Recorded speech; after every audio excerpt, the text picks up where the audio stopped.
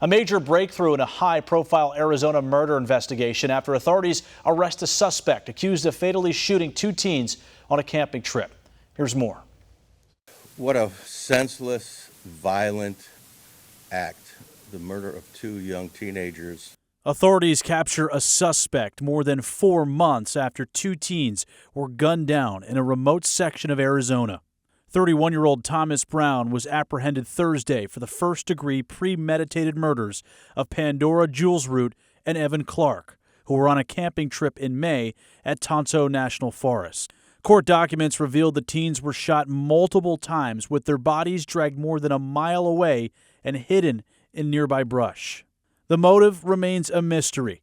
The Maricopa County Sheriff's Office said Brown randomly attacked the 2 teens alone. Deputies share that Brown contacted the sheriff's office following the murders, saying he had video from Mount Ord the same weekend the teens were killed. 2 days after the murders, Brown posted to Facebook linking an article announcing the teen's death, saying he and his family were in the area days before, calling it terrible news. But DNA found on a pair of bloody gloves inside the teen's car and additional evidence at the crime scene led to Brown's arrest.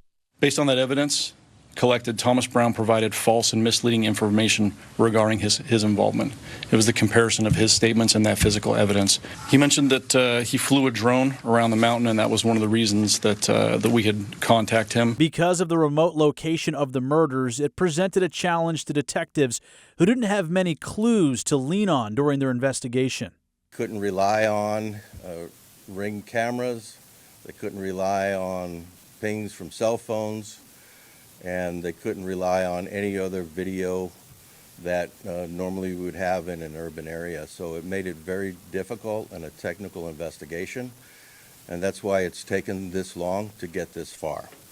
Brown's arrest now brings an end to the victim's family's month-long agony over not knowing who was responsible for the doomed camping trip. Speaking at a press conference Friday, Jules' mother said for the last 4 months, she prayed every day that her killer will be brought to justice. My daughter's life matters, and I look forward to the day the perpetrator is convicted and punished for his crimes. Authorities say Brown is a former military member and is self-employed. He's currently being held on a $2 million cash bond and is next due in court for a status conference hearing on October 8th. Alex Camerata, One America News.